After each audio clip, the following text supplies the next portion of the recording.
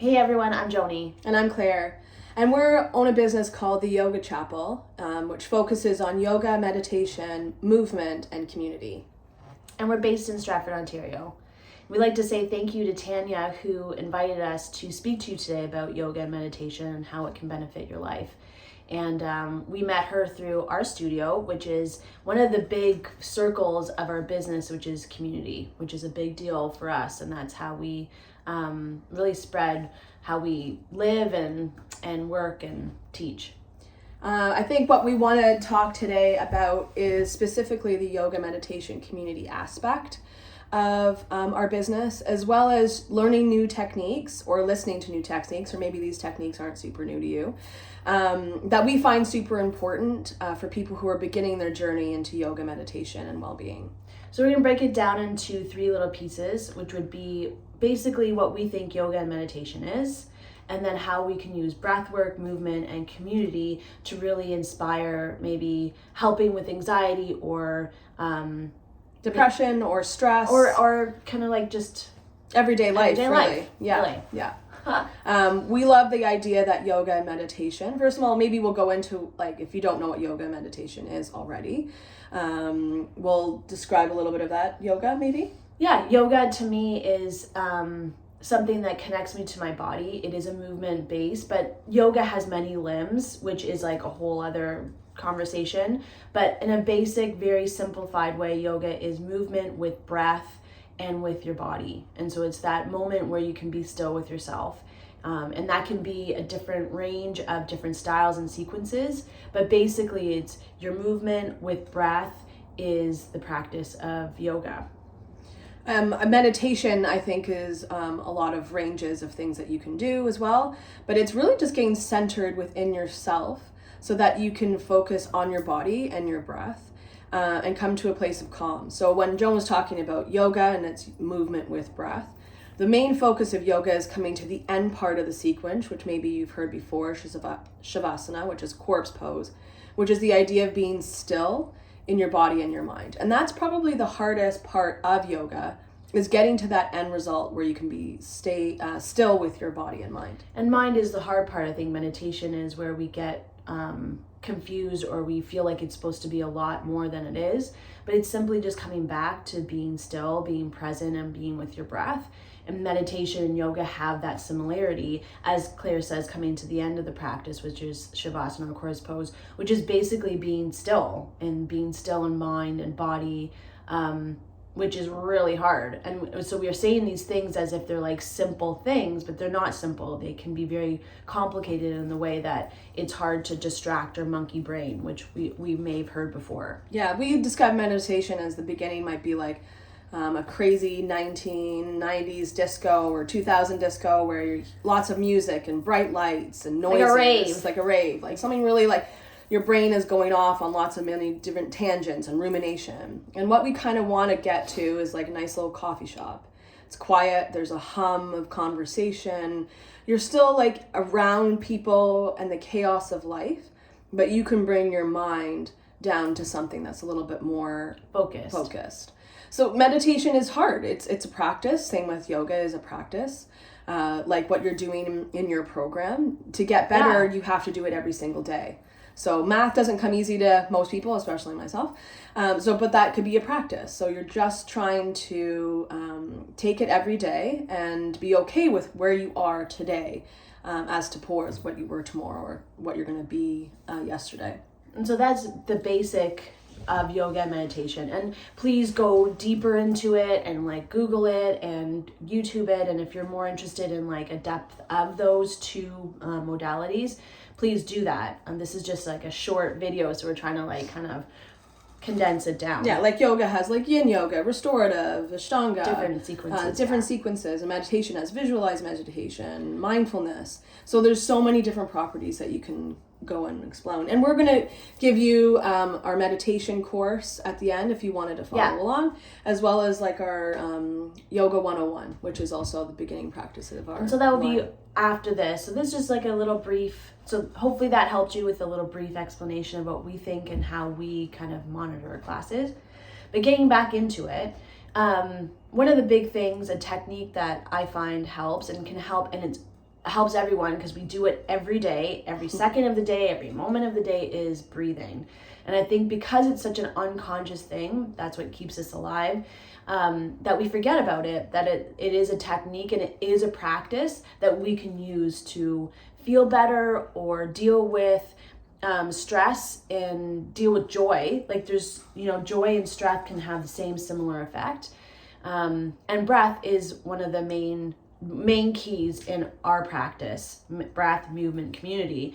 Breath is the kind of number one to get us into our body. Yeah, like I think when you breathe, and everybody kind of says, well, I breathe every single day, what's the difference? Learning how to breathe in a conscious way through movement as well as through chaos will help with anxiety and stress and parts of depression and everyday life, really. And these are just tools. Remember, we're giving you something to help, and maybe it does, maybe it doesn't, and we want you to find ways that do help you.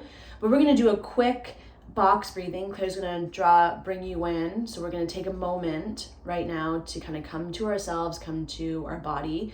Claire will go through a really nice box breathing. We'll tell you about it afterwards, and then we'll move on to what we believe is movement. Yeah. So if you're all sitting down, I'd like you to slowly closing the eyes if that's comfortable. That might not be comfortable for everybody, so maybe even slightly closing the eyes, making them soft. And just taking a few moments here, breathing in and out through the nose or the mouth. And just relaxing into your body. And from here, I want you to have a little bit of consciousness of the senses around you. Maybe the noises that you can hear in or outside of the room. Being aware of the temperature on your skin. And then really grounding into your feet. So if you are seated, planting those feet onto the floor. Your bum into the chair. And feeling that protection or that safety of the floor pushing against you. And then as you lower those shoulders out of the ears, I want you to take 2 more long breaths in and out through the nose or the mouth.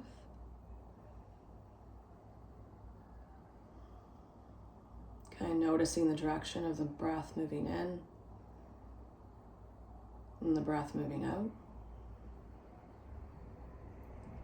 And as we sit here, we're going to do 3 rounds of box breathing. And what that means is we're going to take a deep inhale for a count of 3. We're going to hold the breath, and then we're going to breathe out for a count of 4. We're going to hold the breath at the bottom, and then we're going to inhale again. So let's do a cleansing breath to start. Inhale through the nose. Sigh, exhale through the mouth. Inhale for 3, 2, 1. Hold. 3, 2, 1. Exhale. 4, 3, 2, 1. Hold. 4, 3, 2, 1. Inhale. 3, 2, 1. Hold. 3, 2, 1. Exhale. 4, 3, 2, 1. Hold. 4, 3, 2, 1. Inhale. 3, 2, 1. Hold. 3, 2, 1. Exhale. 4, 3, 2, 1. Just let that breath come back in and out through the nose or the mouth. And we're just going to do 1 more round, and I'm going to lengthen the inhale and lengthen the exhale. So we're going to count for a count of 5, and we're going to exhale for a count of 7. Let's do that cleansing breath again. Inhale through the nose. Sigh it out.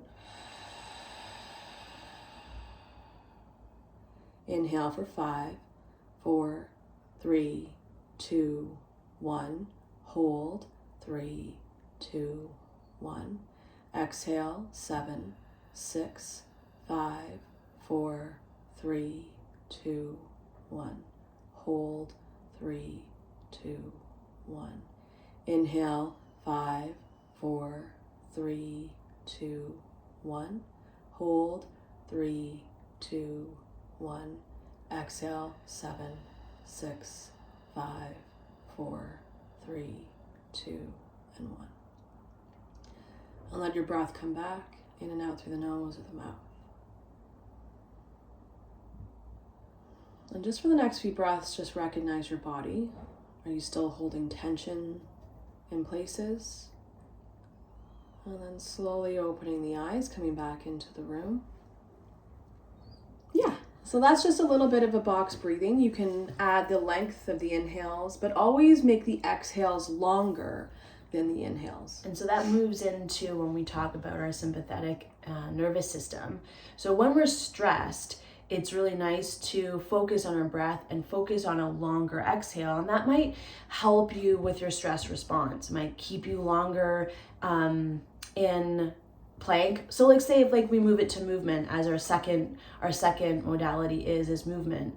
And we're holding plank, and plank is really hard, or doing something is really hard, and we emphasize our exhales, we come into the sympathetic nervous system, which helps us regulate our nervous system to calm us down. And so it gives your nervous system the sense that it's okay. It can be somewhere longer. It can be in resistance longer.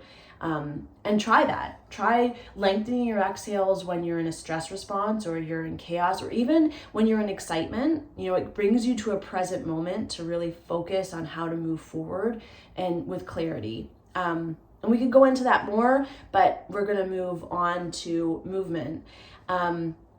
So in our yoga practice, the Yoga Chapel, breath, movement, and community are big elements of our circle of how we run our business. And we feel that when circle is ever like you never pick up one point, you're always moving with breath or movement or community, and they kind of symbiotically move together.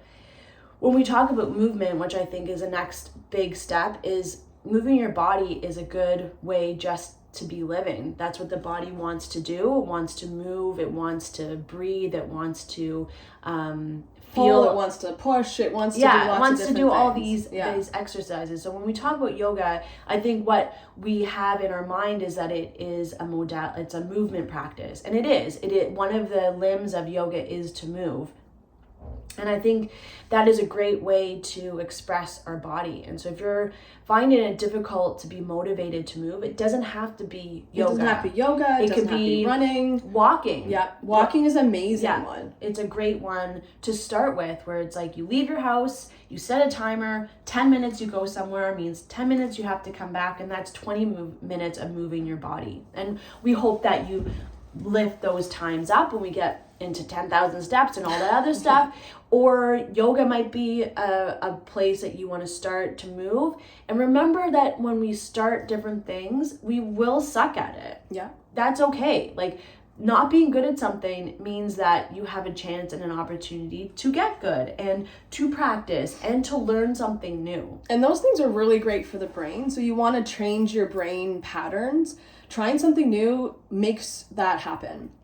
And also, as Joan says, you're going to suck in the beginning of anything and any practice that you are. And that's great. That's a really awesome experience. The first time you're in a yoga class, you'll never be able to go back to your first class. And that's really exciting. And I think movement in any kind of way is key. And try all of the things. Maybe it's boxercise. Maybe it's Zumba. Maybe it's like rock climbing But trying new things to move your body is the key. And not just to lose weight. Weight is secondary to all of this. It's great for your bones and your muscles, but it's amazing for your heart and your mind, lungs and your mind, and those things that you're working on. And that's key, is trying to work your heart and your lungs and your mind. For longevity. We're talking to you, and I'm sure all of you are really, you're young, you're in your 20s, you're learning something new with Tanya, you're at a college. Remember, not everything is kind of new to you.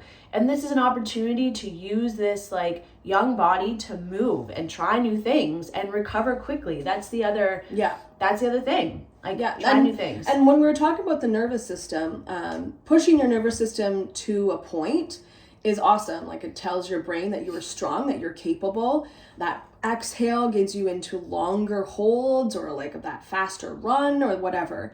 But then also listening to your nervous system to say, okay, I'm going to give my time to rest. And rest is key because it tells your body that you're listening to it, that you're not going to push and make it not safe. And when it feels safe, it can do longer things, harder things, and go farther, for sure. And in those rest moments, when we talk at the end of Shavasana, which is like, if any of you've practiced classes before, it's the time where we're on our back and we're kind of just letting the practice come in and we're trying to move into stillness. That's when the body and the muscles and the nervous system and the brain start acting together in learning. And so it's in learning in the stillness that you pick up, like through physical into your mental memory. And the same can be with like when you're learning totally here at school. Give yourself some time to find stillness, not think about what you've learned maybe today, just take it in and find stillness to see if the muscle memory comes into your mind, which is like a fascinating new things that are coming into like learning science. Like if it's a really hard concept that you're learning, sometimes not revising constantly might not help your brain. Giving your brain that time to go for a walk, go through that concept, it would be awesome. Going for a walk is a great one because then you're focused on something else that your brain can really figure out the process that you're trying to learn. So when we come to movement for us could be for us it's obviously yoga because that's what we do at our studio. We also teach spin and we also teach HIIT classes, which is using weights. And so we know that there is a diversity in how people want to move and one makes it better to the other. Like I do weightlifting to be better at my yoga practice so that my practice is like getting better and stronger and I'm more connected to my body. So that's what we're leaving with you. It might not be yoga, but we do want you to move because moving is helping the brain and the heart and the lungs and longevity. Yeah, like I think the nicest thing about yoga is that it's a connection of lots of different things. And talking about connection is the next part. Moves us into our last part, which is community. And community is everything, really. Let's say you join that Boxercise gym and you really love Boxercise. There's a community. There's like-minded people who are moving their body in the same way. They might motivate you to come to class. You might find out that they like the same books you read if you read, So it's like, the more connections you make throughout your life, the happier you will be. And that's, for sure. This one I'm going to say is maybe the hardest one. Stepping out of our comfort zone and meeting new people, making friends, especially like when we move out of those kid years. It's so easy to be like a kid to be like, I want to be best friends. But as we move into when we become more egocentric and we kind of like come into ourselves, that it's harder to make new friends and connections. But when we mean connections, it could be smiling at your barista and that can radiate and ripple into their lives. And as you do, like you do things that you like, you'll meet new people that are like into the same things. And then you realize too that you're not alone in some of your ideas or concepts, or maybe you're struggling with something and that's why you've come into breath and that's why you've come into movement. And then it's freely to be a little bit more vulnerable. Like vulnerability is the key. And it's hard. Really hard. But vulnerability with your body that comes with breath and vulnerability that comes with movement, trying something new. Vulnerability with community is how you build really successful relationships. And I think Tanya's doing a concept here about happiness and the hedonistic lifestyle, that things that bring pleasure. And friendship for us is a huge, massive one that can bring so much joy into your life. And then you don't feel so alone. I think what we forget that we've made our friends and these are our friends and this is it. And it's like, I'm going to make friends for like the rest of my life into like my 80s. And that's that's how I feel that I want to live kind of my life. And I've learned to figure out how to make friendships. And just realizing that everybody is interconnected. I think it's a word that is floating around the stratosphere, but we are interconnected and we all feel things and we all really want the same things. We want to feel loved and be loved, and to feel comfortable within ourselves. So I think the keys here is finding that breath that works for you and a technique that you can come into. Get stillness within your body. Yeah, finding that connection with yourself first and that vulnerability with yourself. And then find movement. So whatever movement is for you, I think it's good for everything. And I know, just move. Whatever that looks like, just move. And then from there, finding a community. And that could be volunteering. Like if you feel like you're really alone, volunteering could be a great opportunity to meet new people and be out in the world. Yeah, so any of those concepts, people do talk about a gratitude journal, and some people find it silly, but it is we do a ta-da journal. So like, ta-da, this is what I did today. And it can be something simple, like I smiled at my barista, or I learned my barista's name. I washed my dishes. Yeah, I washed my dishes before I went to bed, like ta-das are great ways to train your body into saying, oh, that's little concepts can be huge, and you can tell your brain that, and your brain doesn't know the difference between getting an A on a paper and washing your dishes before you go to bed. Like you can give that same kind of idea to your brain, which is really fascinating. The idea of like smiling too, like I'm happier when you're smiling. Tell your nervous system. Fake it till you make it. Fake it till you make it. But I think the key is finding movement with community, and then you can find like-minded people, and then it helps move your body longer. Yeah. I think, we wanted to make this really simple. Hopefully this is like not too convoluted, but like pretty simple things. Breathing, movement, and community. And how can you make that work for your life? So maybe we just like kind of leave it at those 3 words, and maybe your reflection for you is, what does breathing look like? How can you use breathing to help your life? How can you use movement? What do you like to do? How do you like to move? And how can you bring more community into your life? Can you smile at your barista, or can you volunteer, or is it joining a fitness class or a writing class? So yeah, let's leave there. Yeah, and what we're going to end with too is the idea of all these concepts can be new or not new, and we're going to leave you with a meditation class that we've designed and a movement class that we've designed. And sometimes that helps, going into a place that gives you a little bit more of the language, for sure. And we're always available to reach out if there's any other questions. We believe this wholeheartedly, and it's a great way to move through life. Yeah. So hopefully you got something from this. Please reach out. We attach all our things, and Tanya will have her information. So if you have any more further questions, or if you'd like us to direct you somewhere, we can totally do that. Yeah, there's tons of apps. There's tons of things online that we use, and what I do and what Claire does. And we're just really grateful for Tanya, and thank you for asking us to talk to you today. I hope that you got something from this. We have, and building further communities. Yeah, future communities. See you later. Thanks so much. Bye.